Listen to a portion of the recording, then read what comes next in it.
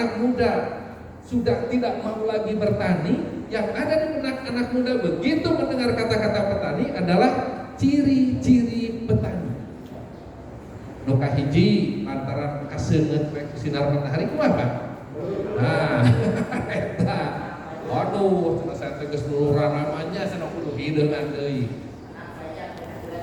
Tah. Geus hideung cenah papanasan, kesangan jeung leutah bau, Pak.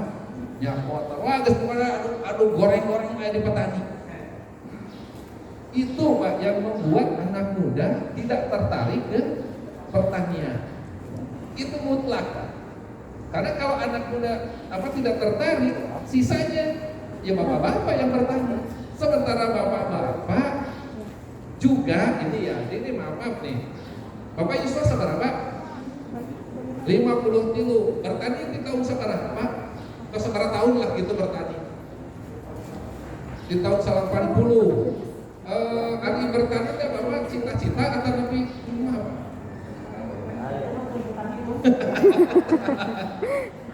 Ternyata jadi tuntutan artinya ada tanda kutip keterpaksaan. Nah melamar kadinas dan pada salah satu masih bapaknya harusnya jangan kadis Pak. Kan pilihan terakhir. Tapi kenapa? Karena itu tadi ya. Aduh, alamar kadieu teu katampak, alamar kadieu teu katampak. Udahlah. Ya, sudah saja, katanya saya teruskan saja. Itu kan Pak, saya meneruskan apa yang dikerjakan oleh bapak saya. Itu dominannya seperti itu Pak. Turunan. Kalau sudah turunan, ilmunya seperti apa? Sebatas turunan juga. Dan kalau sudah ada turunan-turunan seperti itu, ya, ada sebuah kalimat yang biasanya keluar. Pak, nah habat kieu ada biasanya kayak gitu, Pak. Itu kan? Kalau saya kayak gitu, artinya nomor satu, kita harus berubah pola pikir petani. Jangan membenarkan kebiasaan, tapi biasakanlah yang benar. Itu salah satu ya proses membenarkan kebiasaan adalah tadi apa yang disampaikan oleh Bapak ini, membakar jerami. Sejak kapan pemerintah menganjurkan jerami dibakar? Coba, saya minta undang-undangnya. Saya minta undang-undangnya. Nomor berapa? Ya, bahwa dinas pertanian menganjurkan atau malah memerintahkan untuk membakar jerami. Tidak ada Pak. Kami malah sudah kontak langsung ke kementerian. Pak, ada tidak aturan membakar jerami? Gak pernah Pak, ada jerami itu tidak boleh dibakar. Kenapa Pak tidak boleh dibakar? Kami memancing seperti itu. Hasil riset dari LIPI, Batan, IPB, UGM dan lain-lain menyatakan bahwa jika jerami dikomposkan, dikembalikan lagi ke sawah, itu sebetulnya cukup untuk nutrisi di sawah tersebut selama 1 musim tanam. Karena jerami dikomposkan, itu 16 unsur hara ada di sana semua. Ini, jadi kenapa kami NSA ini terus berjuang, ya, terus berjuang untuk membimbing siapapun petani yang mau berubah, itu saja, yang mau berubah, salah satunya itu. Tapi kenapa kok sekarang malah jadi ramai jerami dibakar? Kira-kira siapa Pak? Siapa yang mencetuskan jerami harus dibakar? Bodohan. Ya? Bodohan aja. Sebetulnya dibodoh-bodohi Pak. Bukan bodohan. Punten ya Pak, punten ya. Punten ya. Ayeuna ngabajak sawah nganggo naon Pak? Traktor. Traktor namanya. Nah, kinten-kinten efisiensi traktor upami jerami ngagunduk kumaha Pak? Nah, ngagunduk. Gitu. Artinya, ya operator traktor itu akan kehilangan efisiensi waktu Pak. Kalau jerami ditebak. Itu Pak. Jadi modus Pak, jerami dulu sekaligus sanitasi. Kan eta asalna sanitasi naon supaya hama dan penyakit berkurang. Yakin? Nyatanya seperti apa sekarang? Itu Pak. Ya, itu satu Pak. Ya, kenapa produksi menurun? Yang kedua, waktu Pak Haji Yani Sri Mulyani ini menjabat itu 7,2 ton kan begitu Pak. 7,2 ton itu 7,2 ton teh naon eta teh Pak? Parenya.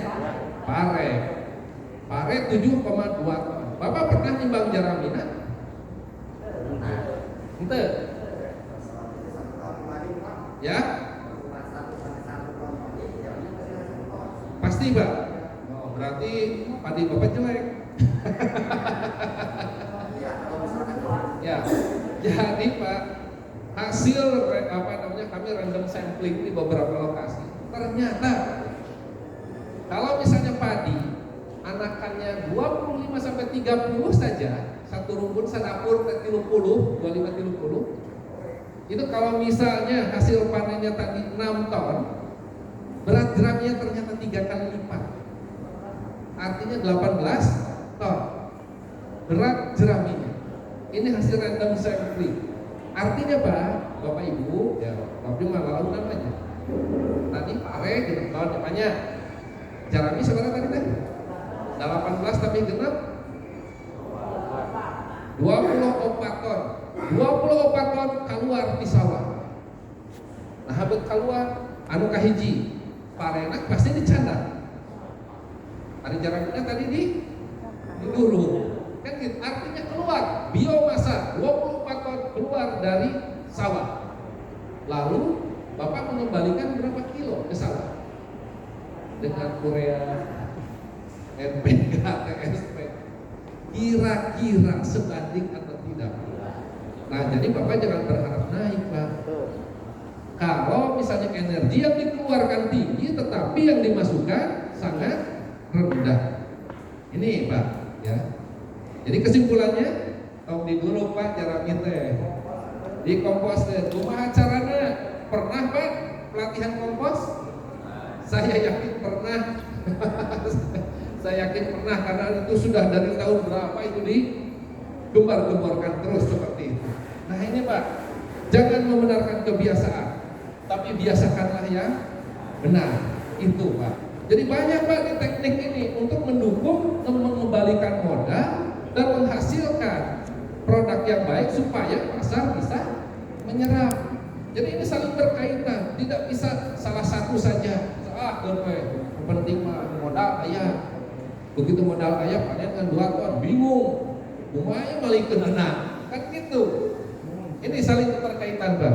Kemudian yang kedua Pak, ya di sana kami sampaikan bukan memupuk tanaman, tapi sehatkanlah tanah. Karena tanah ini sebagai media dan tempat tumbuhnya tanaman itu Pak.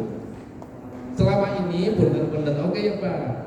Bapak-bapak teh masih indikator nate daun upami pare ya. Ningali daun kirang hejo, naon Pak anu dilakukan?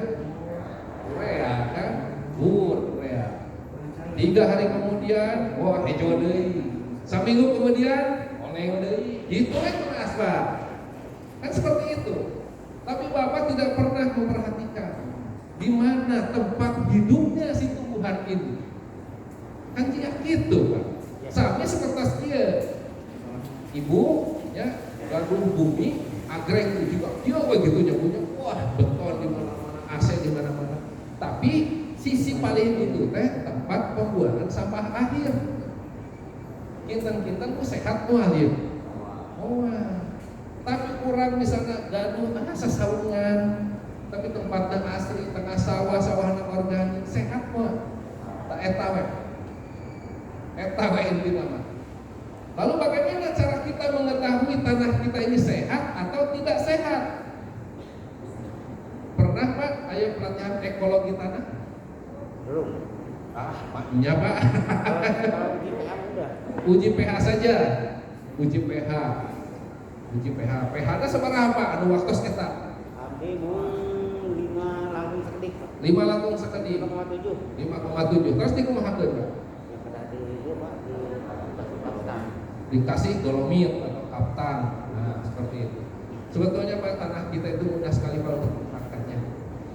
Tapi cara melihat tanah kita ini sehat atau tidak ini yang boleh dibilang masih sangat sedikit sekali diketahui oleh petani, ya. Bahkan punten-puntennya banyak abdi pernah kalatih di BPMKP Ciawi itu penyuluh seluruh Indonesia.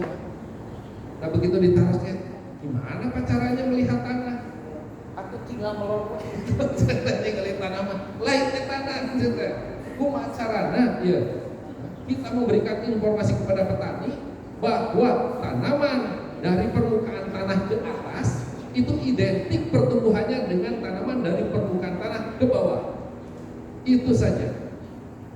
Ari anu menyerap nutrisi, anu menyerap pupuk teh bagian mana Pak? Di tengah akar. Ya kan? Akar ayana di mana? Di hadap. Kayak di hadap kan? Ya. Ini salah satu ya, anu sering dilakukan oleh petani padi kita. Pada saat nabur Korea kondisi cair kumaha Pak? Ya, macam-macam kan? Macam-macam. Tabur.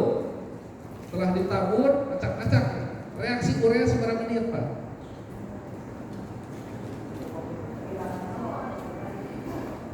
Doanya umatnya langsung larut. Prinsipnya urea itu akan bereaksi dalam waktu 15 detik. Ya, 15 detik larut. Pertanyaannya larut ke mana? Yakin ke dalam tanah? Yakin Bapak bahwa tanah Bapak itu betul-betul hebat bisa langsung menyerapkan urea ke dalam tanah? Saya sendiri tidak yakin kalau Bapak-bapak belum diberikan informasi tentang tekstur dan struktur tanah. Bahasanya mah keren, tekstur dan struktur tanah. Tapi Abdullah biasanya menyampaikan kepada bapak-bapak yang praktis-praktis lah. Intinya Pak, ya. Bapak biasa uji coba di lahan Bapak nyalira nganggo alat anu super mira, super gampil. Taya menuju disiapkan ke teknis sekarang. Teh kan teh. Alat nama ieu Pak. Plastik ieu di pasar sana geus seueur. Di mana-mana geus seueur Pak plastik ieu teh pangnyung geus teh. Misalkan tenan. Ya. Nah, kanggo ngadamel rolade cenah. Nah. Alatnya sederhana Pak hungkul supaya Bapak bisa paham tanah Bapak seperti apa. Bapaknya lah, tanah kami sawah-sawah, kami kebon-kebon, makanya delangkung atau membari tanah naon we, asal buat tanah urugan Pak, kacau tanah urugan Pak. Karena kami Bapak di sawah-sawah, di kebon-kebon. Tanda posisinya di tengah-tengah kebon. Atau lebih pada di 5 titik random dengan rawa. Ngan syaratnya gali heula 30 cm Pak, ulah umur. Kedalaman 30 cm tah, dasar 30 cm kan Bapak keduk setengah kilo cekap. Pada tegaduh kiloan, pada namun heula ka warung ulah Pak kira-kira we lah gitu. Kira-kira we setengah kilo gitu nya, kira-kira yang biasanya 2 Pak. 30 cm anu ka 30 cm. Pak misalnya ieu Pak sesah abdi teu kamu jidan nya mana kira-kira we lah sakieu tah. Ya. Tah candak ininya terus kanu gayu ya, Bapak caian gayuna. Caian mah bebas Pak, asal ulah pinuh teuing we, ieu upami dibahekeun ka dieu. Bapak acak-acak, alam mereka lumpuh Pak. Duit kan kalemes, tong masih ayah gegerenjil, ya. Upami tengah gerenjil batunya ulah Bapak paksa, dan Bapak biasa kecil paksa, terus dugikan ka jantan gugur, terus lebatkeun ka dieu. Ya talikeun kan handapna nya. Oh mah talikeun, kalau ditalikeun ya gebro. Begitu terus dilebatkeun ka dieu, tiup seperti tadi teknis ka dugikan ka udah jadi melendung dari kebelas, terus ditiup, tali jendeng terus kocok lagi. Sakumaha Bapak pokoknya pastikan si tanah eta menurut Bapak tercampur sempurna gitu Pak. Tercampur sempurna, pastikan. Terus kalian tali rafia gantung, gitu we. Simpan, anjing we tinggalin. Tapi eta Pak talinya supaya tidak merambat udara. Ya intinya mah kita oke sih Pak, anu penting mah upami kencang kan raos mengalirna gitu Pak. Eta hungkul gantung Pak. Gantung Pak, yang enjing na nembe di tinggal. Tanah Indonesia Pak, rata-rata ya, rata-rata itu terdiri dari 3 lapisan penyusun. Ya. Kalau uji fraksi tidak bisa seperti ini Pak, karena fraksi itu kan lebih detail lagi.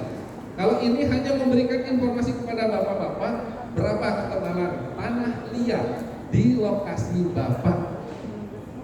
Karena ini nanti di sini Pak akan tersusun, meskipun bapak diacak-acak tadi, tetap Pak besok nanti ya dilihat saya, jadi permukaan tanah. Ya.